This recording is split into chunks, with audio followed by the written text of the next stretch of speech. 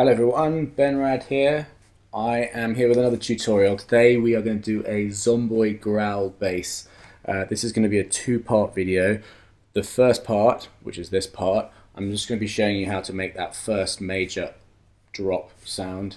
Second part, I'm going to show you how to take what we've made in this video and modulate that within the bar to create some movement, to create that kind of crazy growly bass that you hear in certain Zomboy, Skrillex, all sorts of dubstep tracks like that. The sound we're going to make.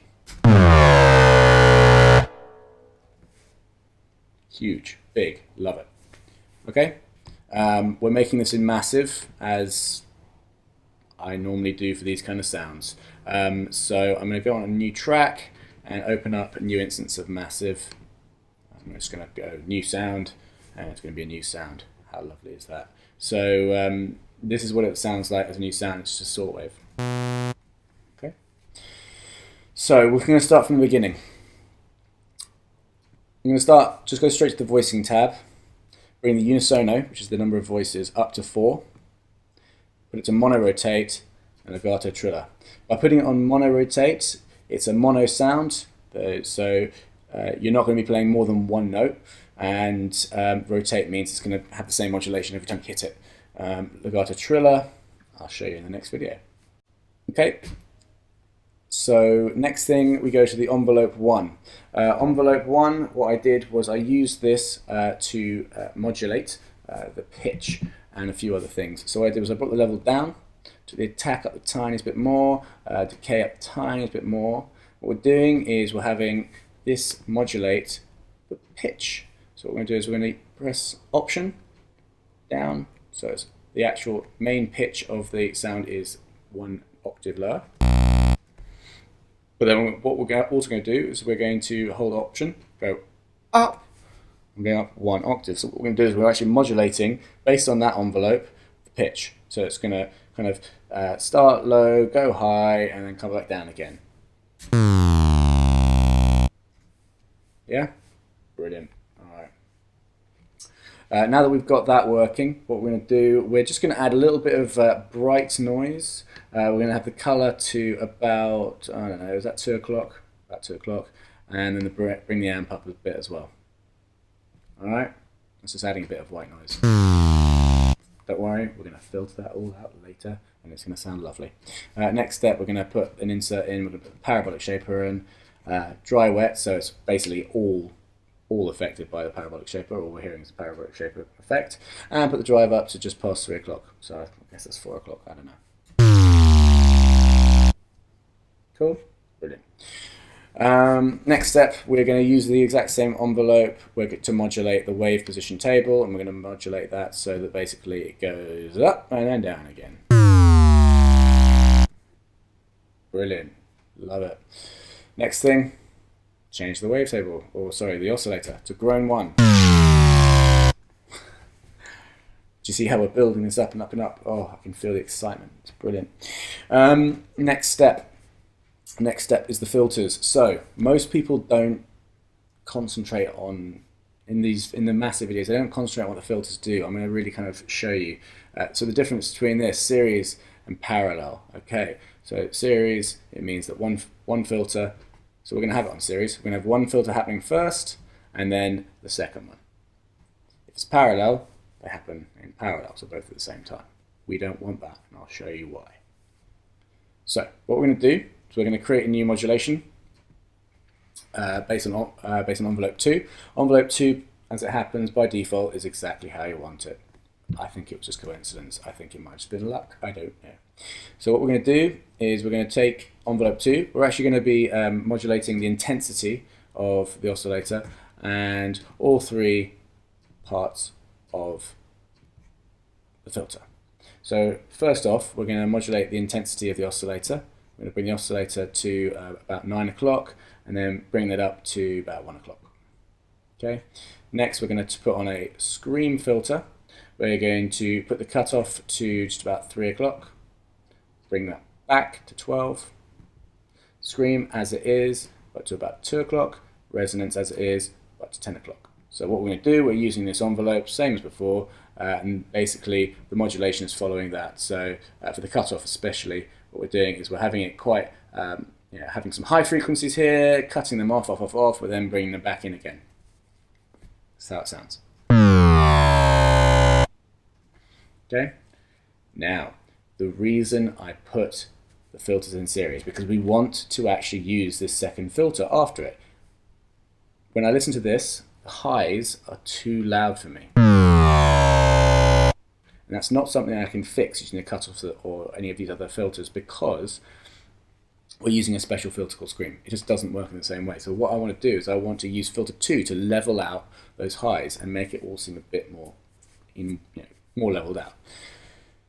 Bring the velocity of filter 2 up. We're going to put it onto a low pass and put the cutoff to the middle. Bring the resonance down. And what we're going to do is we're going to bring the mix to around here. And hear what it sounds like now. And do you notice how that's cut off the highs? High, bring it down, and it keeps it to a nice level. The next step is, now that we've kind of created that, we've actually basically created the sound and we've created the way that it's shaped, we're going to add some distortion to it. So we're going to add a classic tube, keep the dry wet as it is, but put the drive up to about, maybe even over 3 o'clock. And that adds some distortion to it. The next thing, okay, guys, if you haven't listened to a thing in this video, I beg of you, just listen to this part. This is really, really important. I see so many videos on YouTube where people start using Dimension Expander for a bass sound. It's insanity. It's madness. Why would you do that? Dimension Expander is exactly as it sounds. It takes a dimension and it expands it. It takes a stereo field, it expands it. It makes the sound wider. You don't want a wide sound for a bass sound. It makes no sense. You're just taking away from the oomph, from the bite, from the massive thump of energy.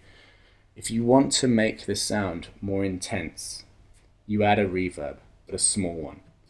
Because what that does, so what we're going to do is I'm going to put the dry wet down, so it's just under halfway, get the size down. Now the size is really important.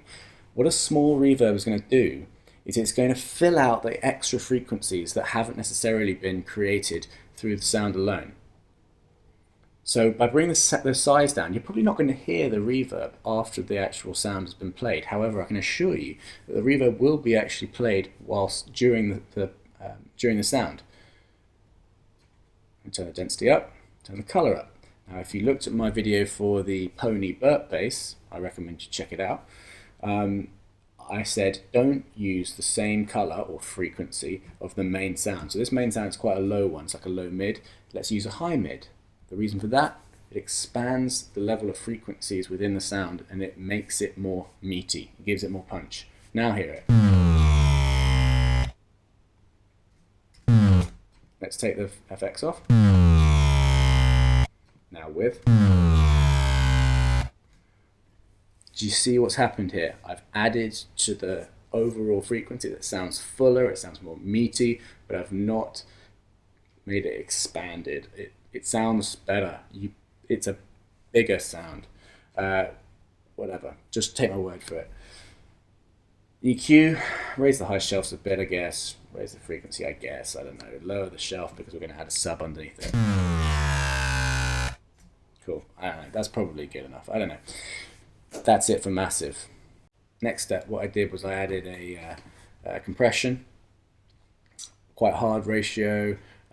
This is actually sidechain to bus 1, which is my kick and my snare, and I'll show you why later. I added channel EQ. As always, I took a complete low cut at about 80 Hertz because we're going to have a sub to fill out the rest. Give it a tiniest of the notch here just to kind of fill out those low mids a bit more, and then at around 1400 Hertz maybe put up to 2.5 decibels, quite a wide frequency range, just to kind of add to the higher end. There you go, lovely. Next thing, put a bus to give some reverb. and brought the reverb up to about, I guess that's what, 8 o'clock? I don't know. Gives a nice tail, fills out the sound, fills out the whole bar when we put some other stuff into it. Pièce de résistance, the final thing that makes this sound so bloody awesome is just distortion. Standard distortion effect in Logic. It's all about the frequency here, so I put the frequency, let's call it 3 o'clock, but basically it's 5600 hertz. So that's the frequency that's being distorted by about 3.5 decibels. And if you come down here, you'll notice that's filled the sound out so much, it's amazing, but it hasn't peaked. Look at that, it's staying solid right there, no peaks, no nothing. Brilliant, love it. There you go, that's your solid oomph growl bass. Very, very quickly, just to explain why I put the sidechain compression on, I'm going to put my drums in behind this, and I'll show you what the sidechain compression does.